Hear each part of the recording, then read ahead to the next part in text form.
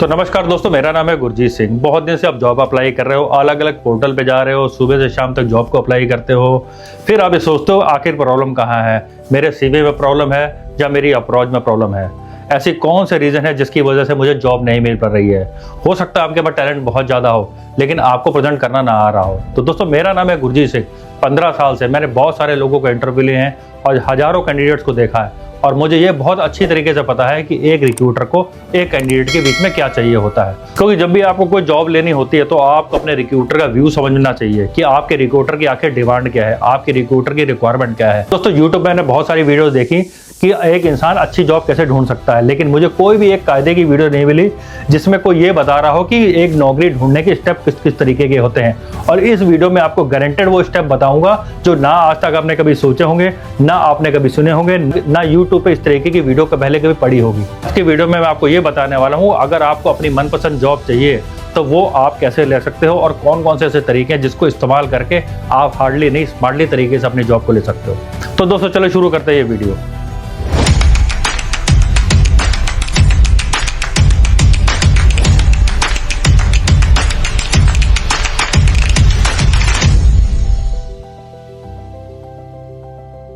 ये वीडियो आपने बहुत सारे लोगों को ये कहते सुना होगा कि मैं 1000 से ऊपर जॉबें अप्लाई कर चुका हूं लेकिन मुझे एक का भी रिप्लाई नहीं आया।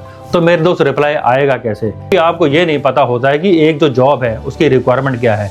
क्योंकि सबसे पहले अगर आप जॉब अप्लाई करने जाते हो तो आपको उसकी रिक्वायरमेंट पता होनी चाहिए। आज अगर आप बाजार में गोभी लेने जा रहे हो तो बैंगन लेके तो वापस नहीं आओगे। उसी तरह अब कोई रिक्रूटर अगर एक जॉब निकालता है तो उसकी स्पेसिफिक कोई रिक्वायरमेंट होती है। अगर वो अकाउंट की जॉब निकाल रहा है तो उसको पता है कि उसको अकाउंट की जॉब के लिए एक आदमी के अंदर क्या क्या क्वालिटीज चाहिए। उसको एक्सेल आनी चाहिए या उसको टैली आनी चाहिए।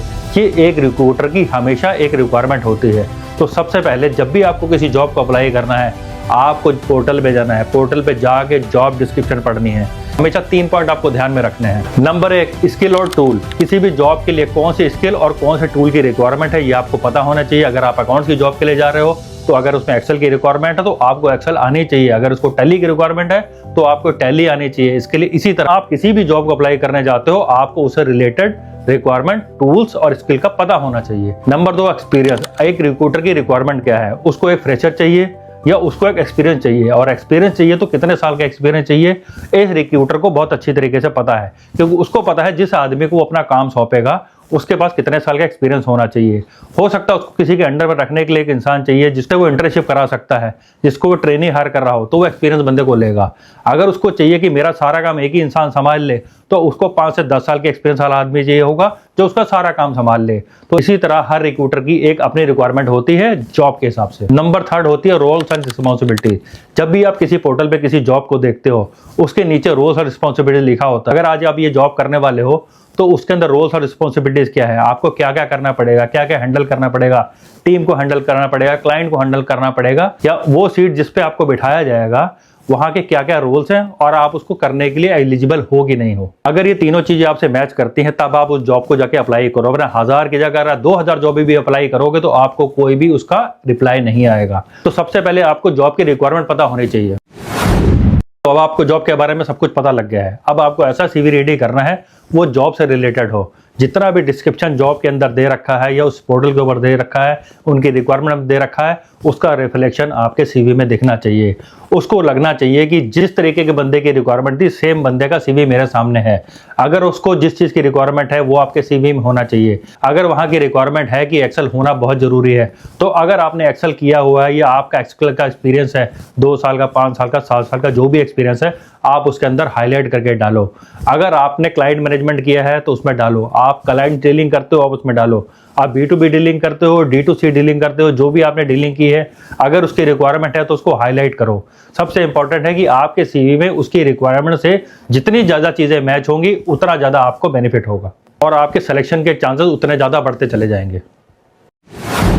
इतना कुछ करने के बाद में आपको जॉब पोर्टल्स पे जाना है। जॉब पोर्टल्स पे जाने के बाद में आपको कंपनी का नाम देखना है और उस कंपनी की वेबसाइट पे जाके आपको वहां का मेल आईडी निकालना है और डायरेक्ट उनको अपना सीवी भेजना है और एक कवर लेटर लगा के साथ में एक अच्छी सी मेल अटैच करके, क्योंकि आप अगर किसी जॉब पोर्टल पे जाके अप्लाई करते हो तो उनके पास हजारों सीवी आते हैं और उसके बाद उन सीवीओ के साथ में आपके सीवी को कंपेयर करना शुरू करते हैं। अगर डायरेक्ट आप उनको मेल करोगे, उनके एचआर का मेल आईडी आपको मिल गया, आपने डायरेक्ट उसके एचआर को मेल कर दिया, तब आपके चांसेस उन जॉब पोर्टल वाले सीवी से बहुत ज्यादा बढ़ जाएंगे। हो सकता है उन सीवी को वो देखे भी ना और आपको डायरेक्ट इंटरव्यू के लिए बुला ले, क्योंकि कंपनी को अगर किसी जॉब पोर्टल से किसी कैंडिडेट को लेना पड़ता है, उसको उनका हैवी अमाउंट पे करना पड़ता है और अगर आप डायरेक्ट उनको सीवी भेजोगे तो बहुत ज्यादा चांसेस है कि आपका सीवी एक्सेप्ट हो जाए और आपको इंटरव्यू के लिए बुला ले।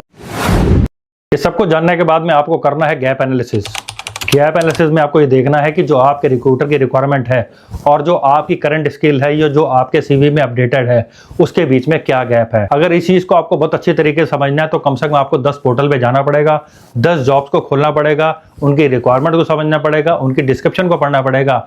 उन 10 में से जो कॉमन स्किल सबसे ज्यादा रिक्वायरमेंट है, ये सबसे ज्यादा मांगी जाती है, आपको उसको अपडेट करना है। हमारे पास बहुत सारे पोर्टल हैं जहां पर आप इस चीजों को जाके सीख सकते हो, क्योंकि जो एक कॉमन रिक्वायरमेंट है हर रिक्रूटर की, उसको समझ के अगर आपने डेवलप किया तो आपको 100% वो नौकरी मिलेगी, क्योंकि उसकी जो रिक्वायरमेंट है वो आप उसको फुलफिल करके दें। इसके बाद आपको करना है हैंड्स ऑन प्रैक्टिस। हर चीज थ्योरी में नहीं होनी चाहिए, आपको प्रैक्टिकल इतनी नॉलेज इतनी ज्यादा होनी चाहिए कि आपसे कोई भी क्वेश्चन इंटरव्यू में पूछा जाए तो आपके पास उसका क्लियर आंसर होना चाहिए। क्योंकि अगर आप हैंड्स ऑन प्रैक्टिस करोगे तो हर आंसर आपके जुबान पर रटा होगा और एक इंटरव्यू कभी आपको रिजेक्ट नहीं कर सकता। लास्ट और सबसे इंपॉर्टेंट, आप जब भी जॉब ढूंढने जाते हो तो आपको जॉब इस तरीके से ढूंढनी है जैसे आप नौकरी करने जा रहे हो, क्योंकि नौकरी आप 8 घंटे करते हो लेकिन जॉब 8 घंटे नहीं ढूंढते हो। जिस दिन आप 8 घंटे लगा के जॉब ढूंढना शुरू कर दोगे, विद इन 4 और 5 डेज आपकी जॉब आपके हाथ में होगी। तो आई होप मेरे दोस्तों ये वीडियो आपको पसंद आई होगी। इसको अप्लाई करके आप अपनी अच्छी सी जॉब ढूंढ सकते हैं। मिलते हैं नेक्स्ट वीडियो में। लाइक शेयर सब्सक्राइब करना मत भूलिएगा। Thank you.